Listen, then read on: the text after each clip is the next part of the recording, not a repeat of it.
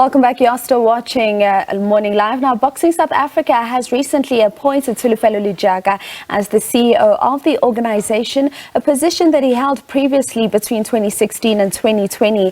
Lejaka was appointed last year as the acting CEO and will now take over full-time. The position of CEO at Boxing South Africa became vacant in August 2020 and since then has been occupied by acting incumbents.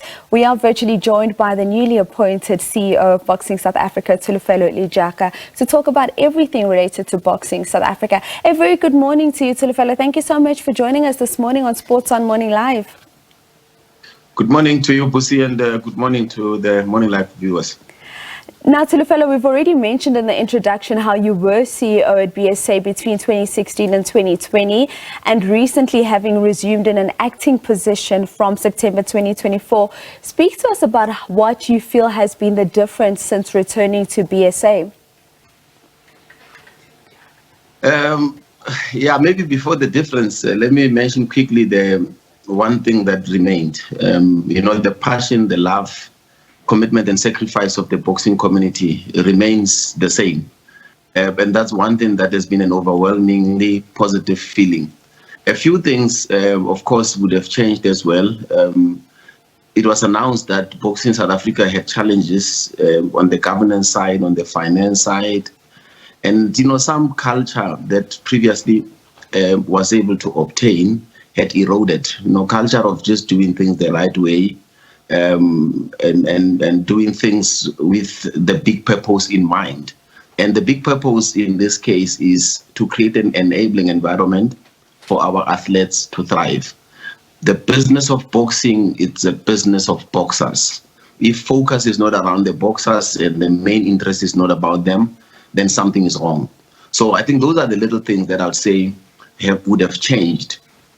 But one thing that, again, I think remains is that the space, opportunity to make a difference, opportunity to just get things better still remains there.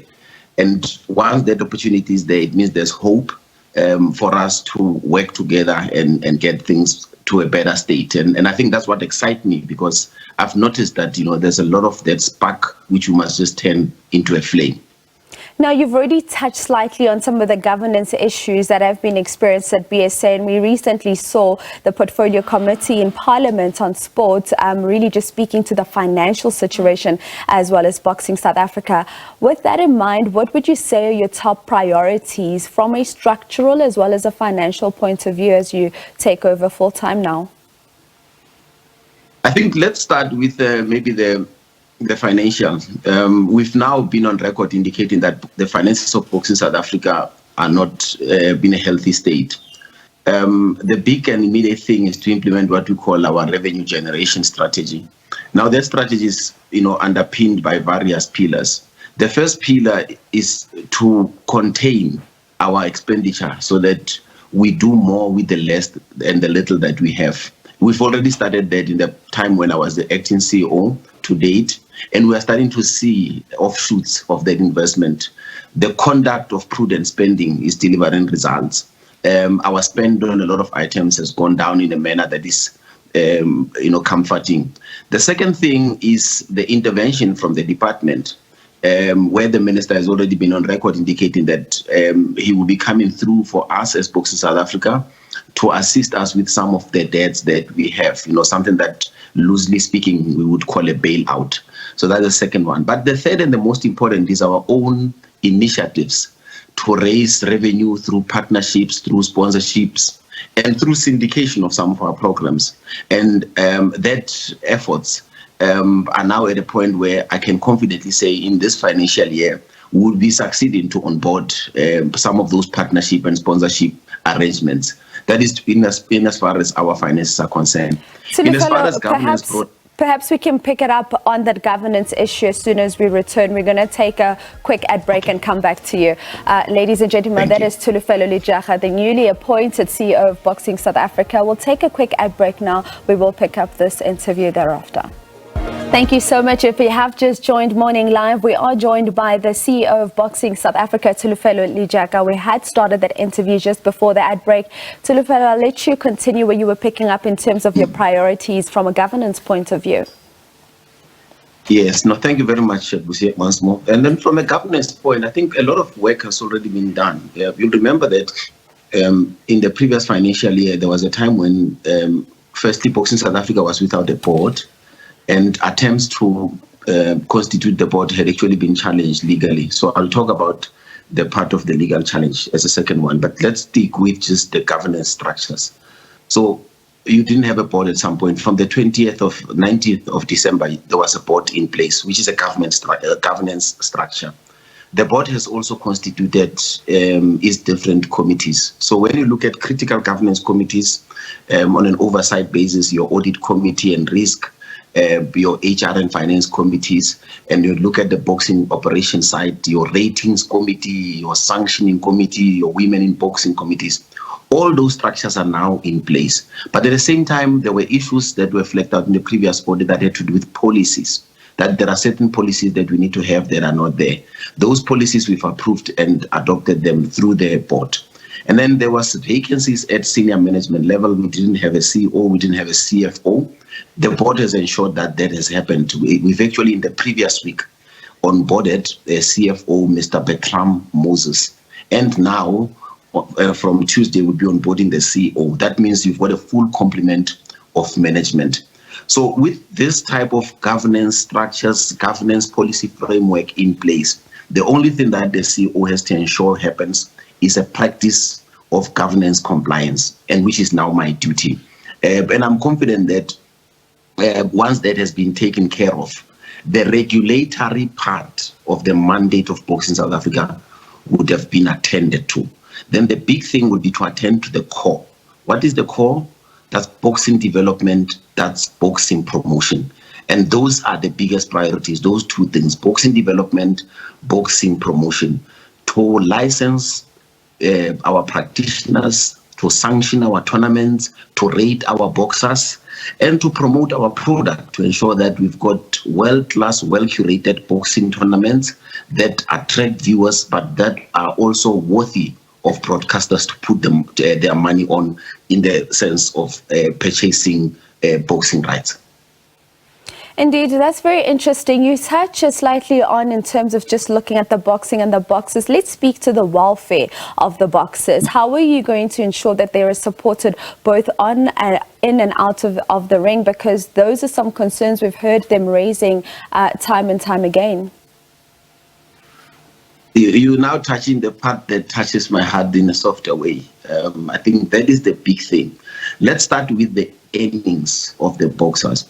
The one thing which in this 7th administration and under the leadership of the current board, you're going to start seeing, there's going to be a government subsidy. And I'm using the word subsidy in a loose sense, because for the first time, you're going to see government putting money aside on a rent to meet promoters.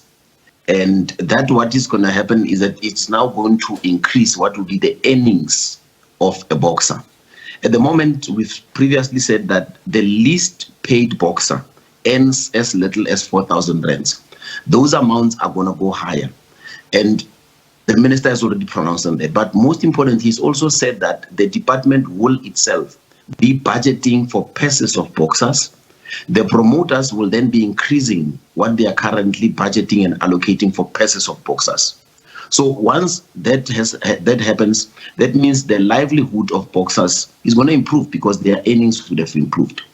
But on this other part, there's this thing that we call Health and Safety Fund, which is known as the Benevolent Fund. We have started the process now of looking for insurance companies that are going to be managing that fund, no longer as an investment account, but as an insurance policy, to ensure that when a boxer is hurt in the ring and needs medical attention, there is something closer to a hospitalization cover by an insurance company that comes in.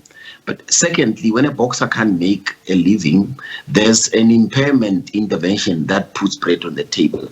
If a boxer has to retire because he's hurt and he's medically written off, there's money that he is able to receive and start his career with. And if there's a burial, instead of now having to go into what is called discretionary funds, there is burial cover for all our licensees. So these are some of the major announcements that we'll be making as time goes on. But the important thing is that they are the priorities which the board has set. So as we onboard you as the accounting officer, make sure that we're not only talking loosely when we're saying we are making the lives of boxers better, but there are tangibles.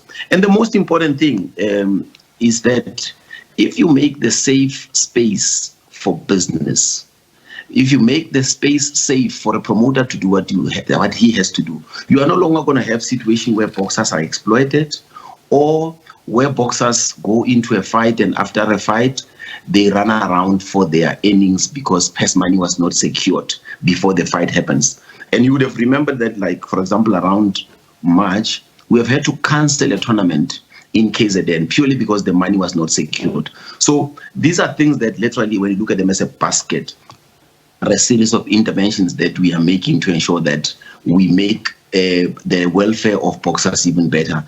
The other part will have to do with boxing promotion, and I can touch on that later on. Oh, unfortunately not, Tsholofelo. We have run out of time, but I'm so glad that we got the opportunity to speak on the welfare of the boxers, especially their health and safety in terms of being in the ring of play. But congratulations on your appointment, and good luck to you as well as Boxing South Africa as you go into this new chapter and look to rebuild public confidence in Boxing South Africa. Thank you, Busi. Good luck to you again. I know you are my licensee as well for this year. Thank you for that. Thank you. Of course, the SABC does bring you boxing as well. Tsholofelo Lejaka, they're the newly appointed CEO of Boxing South Africa. That's how we'll wrap up your sport news.